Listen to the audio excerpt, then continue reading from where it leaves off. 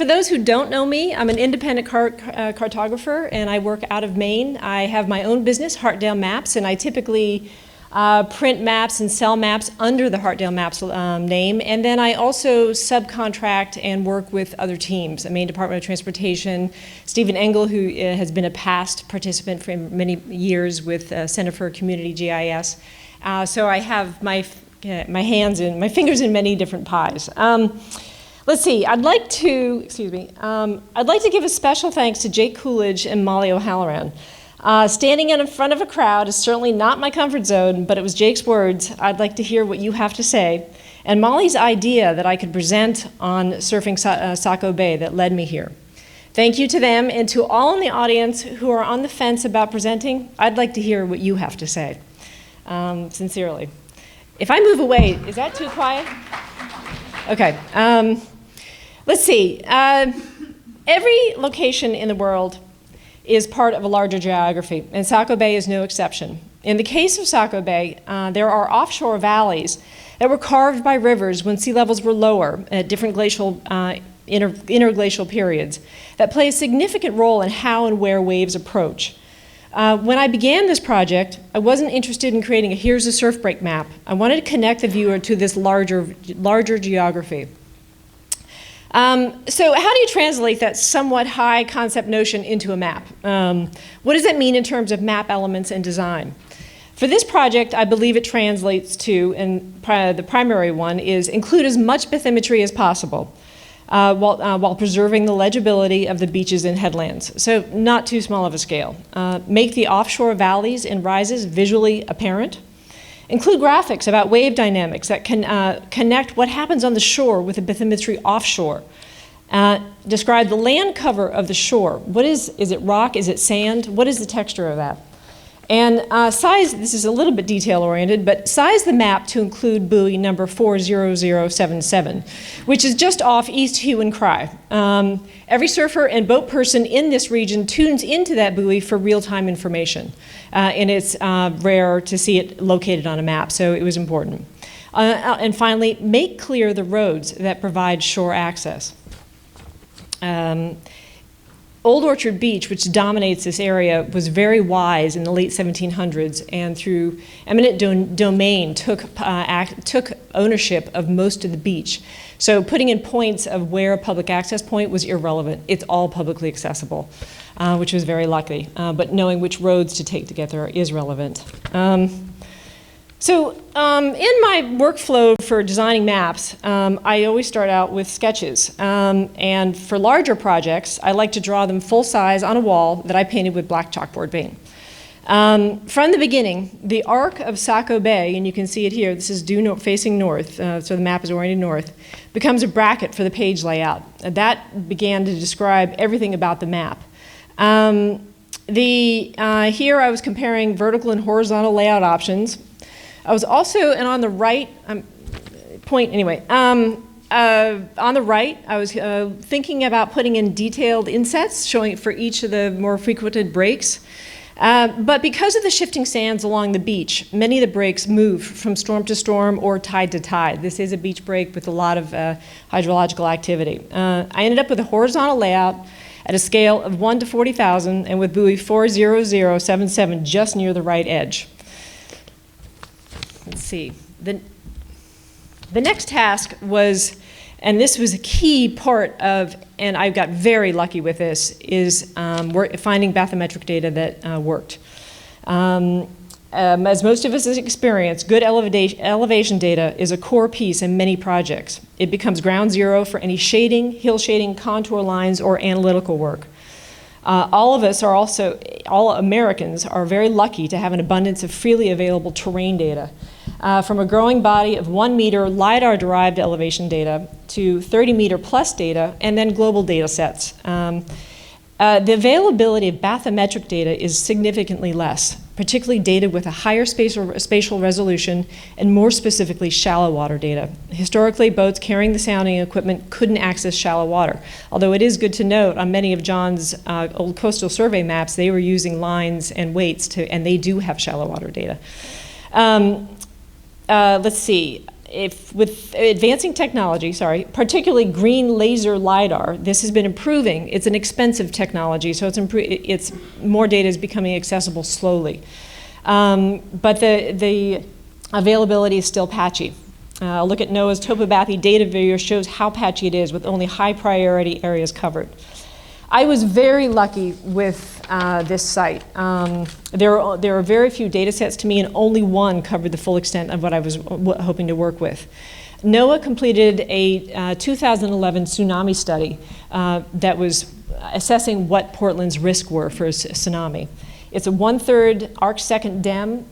It was compiled from many data sets of varying ages, varying extents and resolutions.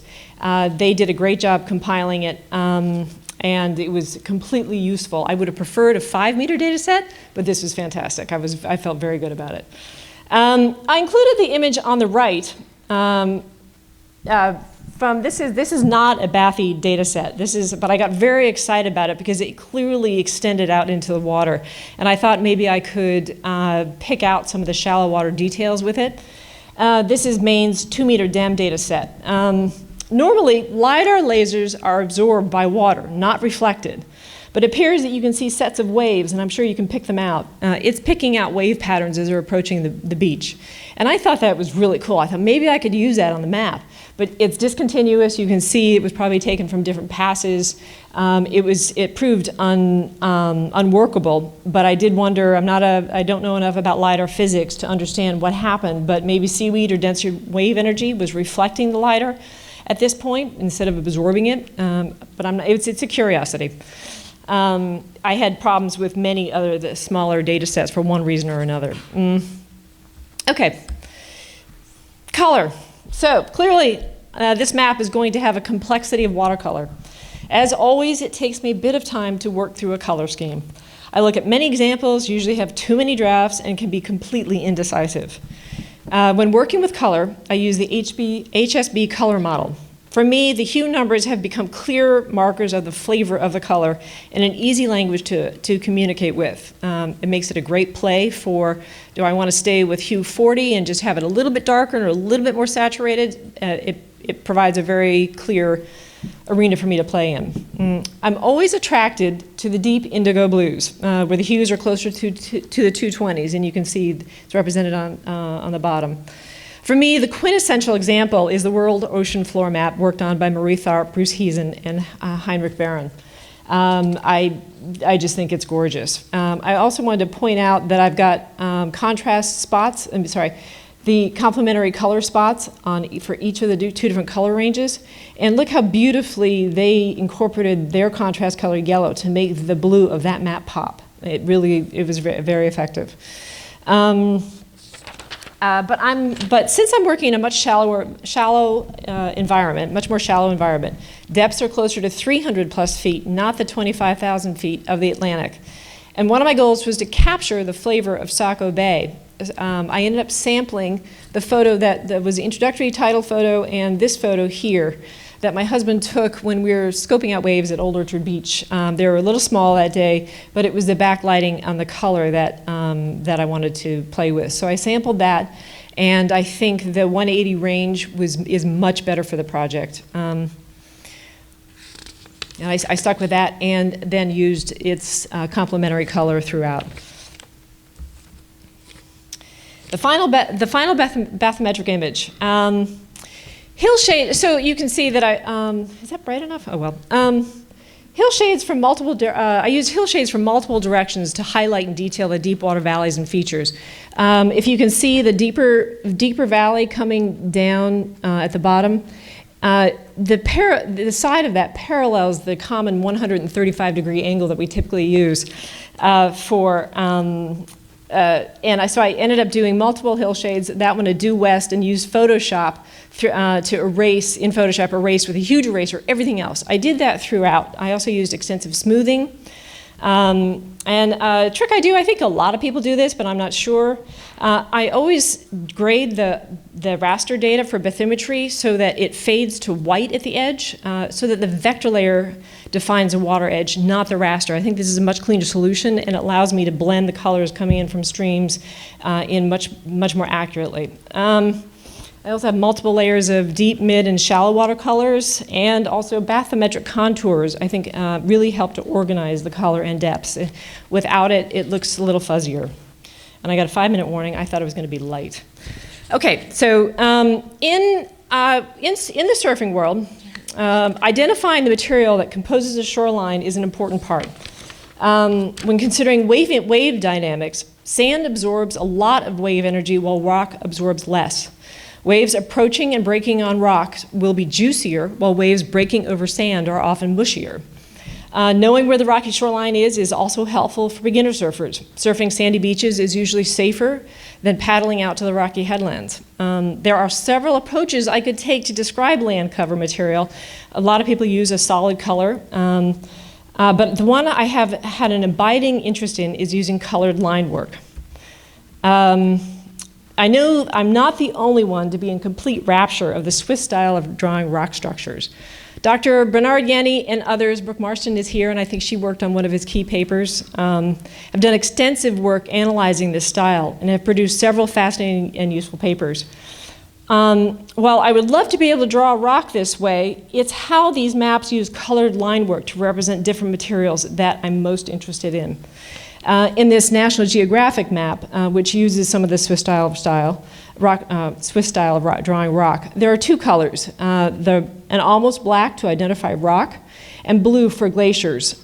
Except for the craggy rock structures, both the scree lines and the glacier lines parallel the contour lines and flow with them. I wish I could point a little bit better, but anyway. The next map that I find very influential is this. This is a detail from an 1877 map of the Bernina Pass.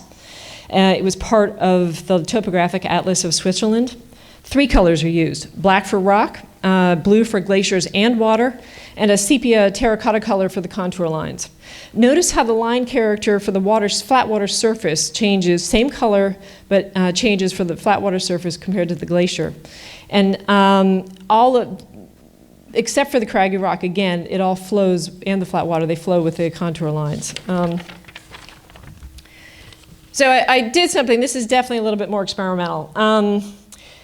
I worked with some low tide bathymetric data that state of Maine has. 2 minutes, wow. I digitized the rock and sand polygons, generated contour lines at relevant intervals, so very tight for rock and a little looser for sand. I clipped the contour lines with the polygons, applied a brush style that's natural for the material, and applied a color. So again, I'm using the derivative of the complementary color for the rock. I think I'm very interested in this technique. I think it needs a little bit of development, but at the scale, this is really only about a 1/4 inch on the map. I think it works. Then on to finishing details. I often sketch in the evenings, and I was sketching a lot of waves. And let's see, this one, the sketch of counter curls, I traced, I scanned into Illustrator and then worked it into the title block. This is all about curls and waves, so that worked. And then buoy number 4077 has great directional data. So I took 5 years of directional wave height data from the buoy to customize a compass rose. It's showing where the most common wave direction is, and it's broken down into average wave heights. There are not that many buoys that have that data, the directional wave data. A lot of them have height and period, but not direction, so this is very useful and appropriate. Finally, so here's the map. It's in the gallery, and if I was just going over it with somebody, there's not enough time, but if anybody wants to talk about how the wave graphics and the bathymetry tie into the beach breaks and what happens there, I'd love to go over it with them in the gallery. And thank you to all these people for the amazing amount of time and papers they made available to the public. I couldn't have done it without them. So.